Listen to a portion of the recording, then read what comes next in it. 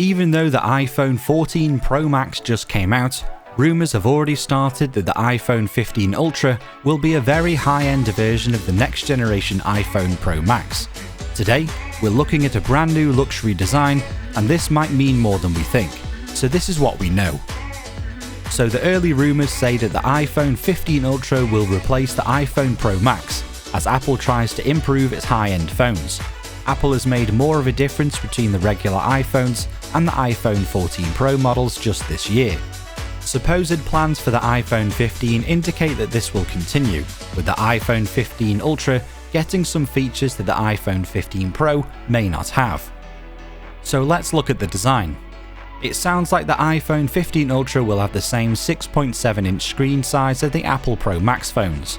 We also expect that the dynamic island feature that Apple added to the iPhone 14 Pro models to replace the notch will stay. One other rumour states that the dynamic island will be on all iPhone 15 models. A recent render of the iPhone 15 Pro and Pro Max, which is the Ultra in this case, showed a 20% smaller dynamic island, which will be interesting to see. But we don't think it's a sure thing that Apple will shrink the hole for the front camera in the iPhone 15 Ultra. In fact, the screen may be one of the few things that doesn't change in the new phone. Gurman states that in his column, Apple phones could look different in 2023, because the company usually changes the way its phones look every 2 to 3 years. Since the iPhone 12 came out in 2020, it has had the same flat-edge design. Apple could change that next fall. One rumour about the iPhone 15 Ultra says that Apple could use a new titanium alloy body. This was first said to be coming in the new iPhone 14 Pro models, but didn't happen. If you switch to that material, your phone will be more durable, which is what you'd expect for a device called Ultra. Apple Pro said that the iPhone 15 Ultra's frame will be made of titanium, and a supposed close-up of the metal on the prototype iPhone was leaked by another source. Again, this would make the phone stronger, but it could still be light due to titanium being as strong as stainless steel, but weighing a lot less. Titanium, however, is more expensive than aluminium, and this could make the price of the iPhone 15 Ultra go up. Most people think that Apple will finally switch from Lightning to USB-C, at least on some models, in 2023. The USB-C connector on the top-of-the-line iPhones, lightly included in the Ultra, would let them transfer data faster, while the Lightning connectors on the regular iPhones will keep them at the same speed. The European Union will start requiring phones to have USB-C by December 28, 2024, so Apple could beat that deadline by putting the more universal charging and connectivity standard into next year's phones. The iPhone 15 Ultra could, of course, come out without any ports at all, which has been rumoured for years. That would be a big change for Apple's designs, and we don't think it would happen before 2023. When we think that switching to USB-C would be a big step forward for any iPhone. A new rumour from Ming-Chi Kuo says that 2 high-end iPhone 15s will have solid-state buttons. This could mean that one of the 2 high-end iPhone 15s will be the iPhone 15 Ultra. If mechanical buttons were replaced with buttons that don't normally have any moving parts and instead use haptic feedback, the phone might be more durable, last longer, and be better protected from water and debris. Shrimp Apple Pro says that the back of the iPhone 15 Ultra could have curved edges, which is another strange change that could happen. This would make the iPhone look very different, but hopefully would make it easier to hold. But the latest rumours from Leaks Apple Pro suggest that the iPhone 15 line may not have a rounded design after all. This is due to the problems with the supply chain and design issues with wireless charging. Since cameras are still an important part of the iPhone story, you might expect an iPhone 15 Ultra to have much better cameras. At this early stage, it's still not clear what those are. People often say that the iPhone 15 Pro's telephoto camera could get a lens that looks a lot like a periscope.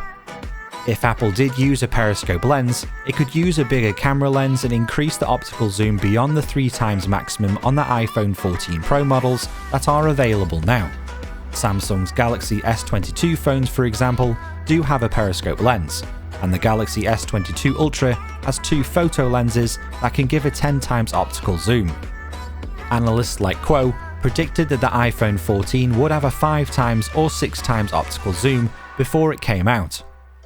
It's not clear if this feature will be available on all iPhone 15 Pro models, or if Apple will only put it on the iPhone 15 Ultra to make it stand out.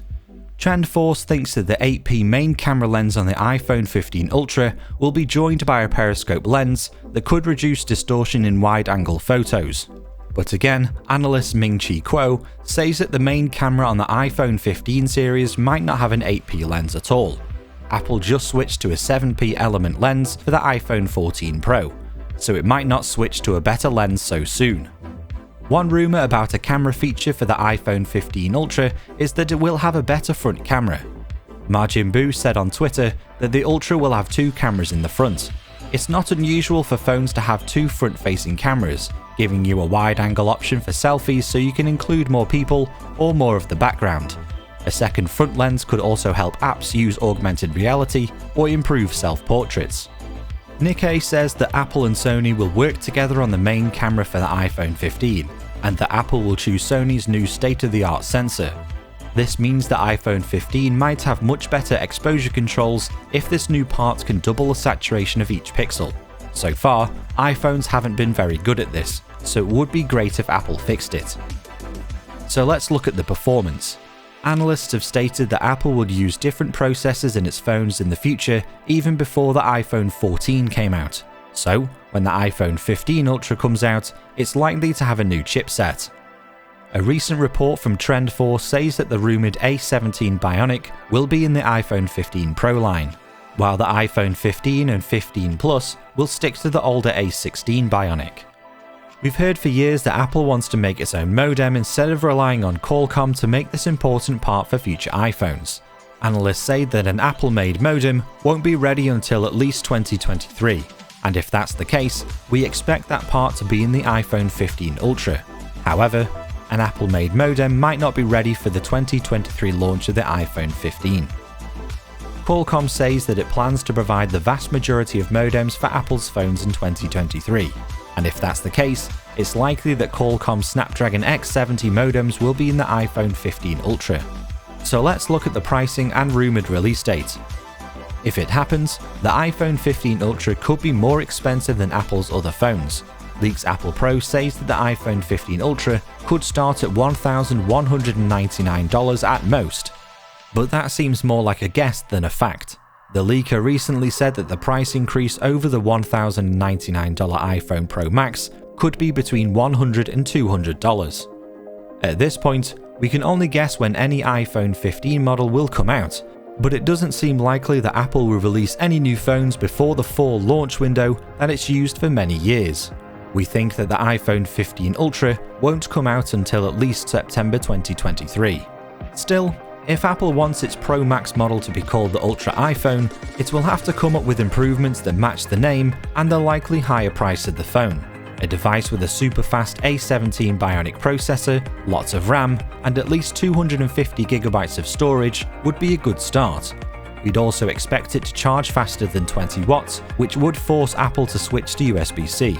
Apple's cameras are still one of their best features, but making the iPhone's telephoto lens better would fix one of the few problems it has compared to the best camera phones. At the very least, that could be a plan for the iPhone 15 Ultra. Over the next year, we'll find out if Apple goes in that direction or takes a completely different one. So, thank you very much for watching.